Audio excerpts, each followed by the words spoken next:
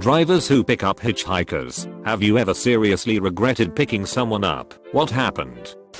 One time I picked up a guy who looked much rougher up close than I expected, but I gave him a ride anyway. A few miles down the road, he turned to me and said, "Hey, this worked out okay. I needed a ride. And you needed someone who wasn't going to murder you." And that's the story of the last time I picked up a hitchhiker. I gave a 50-ish-year-old man a ride down the road to a post office. I saw him thumbing while I was pulling out CVS, and I had nothing else going on. Anyways, about 3 minutes into the ride he changed the radio station to some oldies music station, and then lit up a cigarette, and got ash all over the dashboard. He did however thank me when we go to the post office, and offered me a few bucks for gas. Picked up a homeless guy once. Well, I was having a bad day, and tried to give him a bottle of water. He just unlocked my door and got in. I was ready for an adventure, so I embraced it. I was like, "So where we going?" He gave me some directions. During the drive, he saw me kinda fidgeting a bit. He said, "Are you afraid?" The reason I was fidgeting was to grab the gun under my seat, so I pulled out and said, "No, are you?" Then we proceeded to the address. He asked me if I had ever smoked crack. I told him no. He said it was great. Got to the address. Whomever didn't answer when he called, so he tried to get me to take him to another address to buy crack. I was like, "No, man, sorry. I can only do one free crack cruise." Then he got mad at me, lol. That was it. Quite an interesting time. I was driving from Georgia to Tennessee and saw a friendly looking guy dressed like an old hippie walking down the side of the road. I pulled over and offered him a ride. He said no thanks. His place was just down the road. God bless you for asking. Naturally I was feeling pretty pleased with myself, so I pulled over for the next guy just a minute further down the road. Same old hippie look, but his thumb out. I rolled down my window and he leaned in and cursed everyone who'd passed him, and ammed the whole state, and said he'd blow every motherfucker in it sky high, and then ran to get his bags from the woods. He stood at the edge of the woods and waved his arms around at them in what I can only imagine was a pantomime of him blowing them up in a hellish firestorm. After he threw his bags in my trunk he climbed in and proceeded to tell me that he was God, that his dick was enormous, that he could control me with his mind, that he had a huge rifle in his small backpack, that every fucker in that state was evil and they all knew him, and he could blow every fucking one of them up with a single thought if he wanted to, that everybody wanted to see his dick, that my dick wasn't as big as his,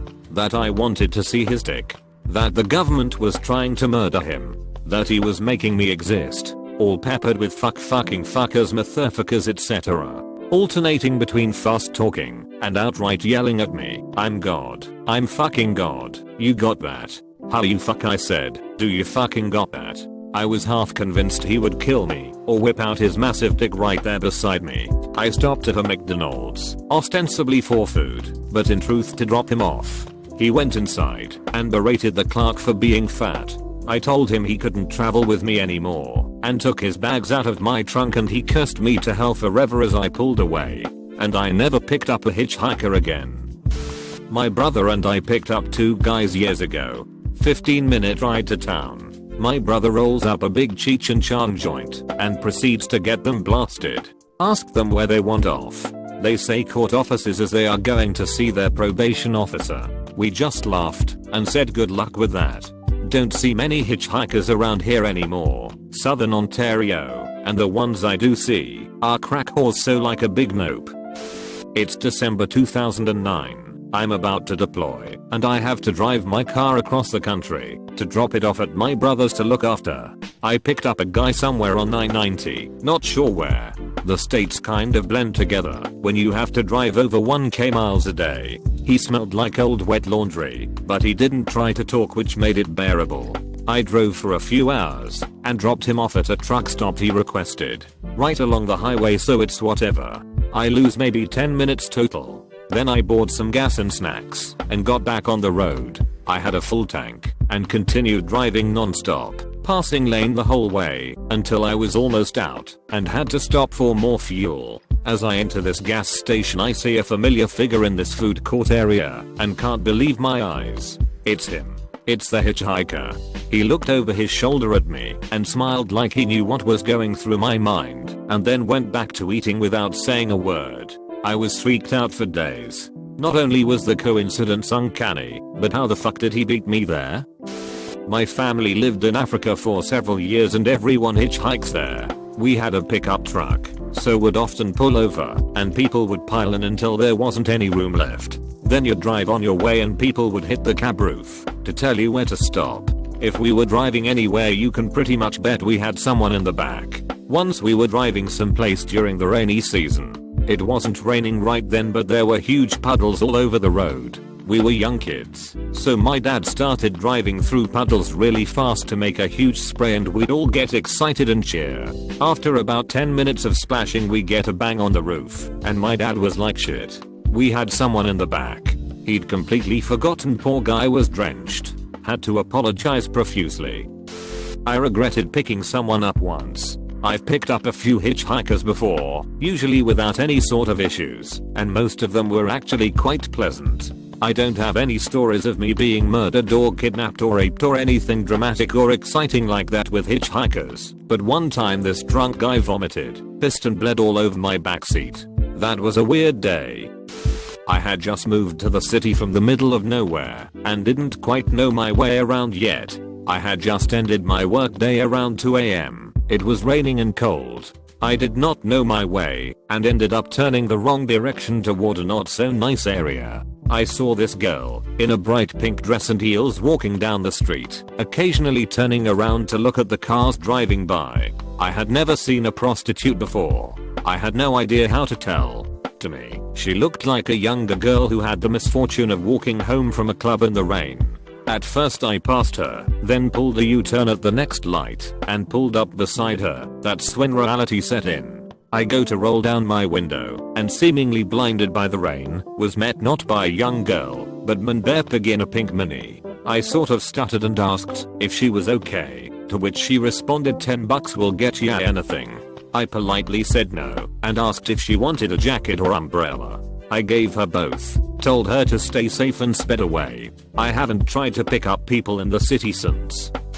It all turned out okay, but when I was 16 or 17, I'm a guy, if it matters to this story, my friend and I were coming home one afternoon, and a couple of slightly older, mid-20s let's say, dudes were thumbing a ride right across the street from a smallish private university near our home.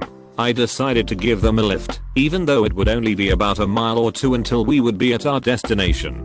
We ask them where they are going, and they tell us they, true story I swear, snuck out of the mental facility, Our Lady of Peace, and were going up to the liquor store for some beer. At first, we were kind of freaked out, and hoped we weren't about to become a statistic. Then we got the great idea to ask these guys to buy us a 6-pack too, which they did. After the transaction was made, we offered to drive them back, but they said they had other plans, so off we went with some cold ones for our trouble. I sure hope those guys stayed out of trouble. Grandad used to pick up hitchhikers all the time. He was a traveling salesman selling matey bubble bath to shops. One he picked up gave him the creeps, stopped off at a police station, and asked the officers to give him a chat. Turned out to have escaped custody that night. Nan didn't let him pick anyone else up after that.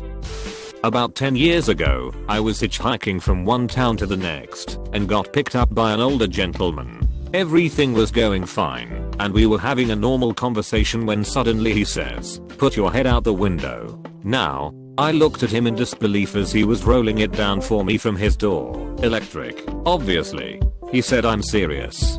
Now, so I did what he asked, and put my face about halfway out. Suddenly, I was greeted by the nastiest fart smell I'd ever witnessed in my life from the inside of the car. It turns out he'd vented his colostomy bag while we were driving, because it was inflated. I wasn't aware that that happened, but we continued on the drive, and continued our conversation, as if nothing had happened, and he dropped me off. Nice guy either way, and thanks for looking out for me, anonymous elderly ride giver. Yes, my regret took months to get over. Was driving home, and saw someone I had dated long ago walking the street on a 115-degree day. I know he had made many bad decisions, and gotten involved with drugs and eventually discharged from army. I pulled over and asked where he was going, and he said the DMV, which was about 8 miles away and only a few blocks out of my way. He got in, and by the smell he hasn't showered or washed his clothing in months. It being 115 outside, I couldn't open windows, so I beelined it to the DMV. He left and I immediately ran into a Walgreens to get Febreze. Nothing got the smell out. I rented an upholstery cleaner and still the smell remained. After 2 more attempts, I had to take the seat out and have it steam cleaned by a company that specializes in restorations from murder scenes and accidents. That nice gesture ended up costing over $400. The smell was of death and bow. My husband refuses to ride in car before it was be cleaned. I was feeling nauseous because I had a stomach bug, so I went to a nearby gas station late at night when I knew not a whole lot of people would be there, so I could get some ginger ale and Gatorade. Some random guy just gets in my car with me and asks me to take him home, and I was feeling so ill I just didn't feel like protesting. So I took him home. On the way out, he opens up my center console and steals a watch and a pair of sunglasses that I kept in there. I didn't notice until I got home. He asked me to drive him 5 minutes down the road because his car was broken. As soon as I started driving, he began his sob story of being a veteran, told me how I looked like a religious man like himself, and wrapped it up with how he needed $300 to fix his car to get back to some Navy or Army base. I told him I'd buy the parts for him with my card, but didn't have cash on me. He spent the next 10 minutes trying to convince me that he needed it in cash, and he was good for it. As soon as he realized I wasn't handing over the cash, he said we're at his destination. The kicker is he tried the same bit on me a few months later at a different shopping center. I didn't let him in the car the second time though. Not a hitchhiking story, kinda. I went to the pumpkin patch with my mom, twin, and older brother when I was probably 5. I think my brother was dressed as a cowboy and my sister and I were fairies. My mom was so excited to take our pictures in our adorable costumes and accidentally locked her keys in the car. This was the mid-90s, so we had to walk to call someone. So we walked our way down a somewhat busy road, my twin and I as fairies holding our mom's hand, and my brother in his cowboy hat leading the way. Some lady driving by saw us and pulled over to pick us up. She drove us all the way home. It was my first time in a minivan, and it was pretty rad. Great experience. In a fairy costume and riding in a minivan. 10/10ths would do it again. No regrets really, but some good stories. I was going home one morning and was at a stoplight one time and a raggedy guy runs across the intersection waving at me. So I roll down the window and he says he just spent the night in jail and someone stole his bike overnight. I was going his way anyway, so I let him in. When we got to his place he insisted on smoking me up to repay me. I wasn't too hard to convince. We went inside and his whole house was filled with model airplanes. Built, half built, broken. Every flat surface had an airplane on it, and there were literally dozens hanging from the ceiling to the point I had to duck through them like the worst hippie bead curtain ever. I laughed and made some half-joke comment about how he must really like planes and he just gave me cold look that made it clear the planes were not up for discussion. The guy couldn't even find his pipe or lighter among all the planes though, so I had to get a piece from my car. His weed wasn't bad though. My parents picked up a hitchhiker in the middle of nowhere in Colorado. The guy said his bike broke down. It was around 11 p.m. My parents are in the front seat. My sister and I are in the back. He is sitting in the trunk with his bike. My parents raised my sister and I to be paranoid about everything. So naturally we are convinced we are going to get murdered. Halfway through the trip he says, I have a confession to make. My bike didn't break down. Then after a few seconds of silence where my sister and I are convinced it's all over for us he says, I was just tired, we get him back to town and everything is fine. But as soon as we drop him off my sister and I start yelling at my parents what were they thinking. Turns out they were feeling equally uneasy. We'll never pick up a hitchhiker again. I wasn't the driver, but when a friend and I drove to a metal festival, we picked up a hitchhiker who wanted to go to the same festival. Seemed like a cool guy. He sat in the back seat and we minded our own business. 20 minutes later we hear a bubbling and the dude is ripping a bong back there, without asking if that's fine or anything. Of course, right at that moment a cop waves us out because a stoplight was broken. He smelled the weed, found the bong, and we all had to come with him to drug test. My friend and I hadn't smoked weed since our early teens, so we were fine, but we still missed the first day of the festival. I was with my brother when we stopped to pick up this guy. He had a big black duffel bag with him, so we assumed he was traveling. Fast forward 10 minutes or so, and my brother asks him what's in the bag. The hitchhiker said, "None of your fucking business." I looked at my brother like, WTF, and again my brother said, "What's in the bag?" Again the hitchhiker said, "None of your fucking business." At this point my brother and I were getting pissed at this guy's attitude, so I asked him yet again, "Dude, just tell us what's in the bag." Again he yelled, "None of your fucking business. Pull over and let me out." So I pulled over, and the dude got out and slammed my door. We took off as fast as we could, leaving the guy on the side of the highway. It was only a mile or so down the road when my brother told me he left the bag in the back seat.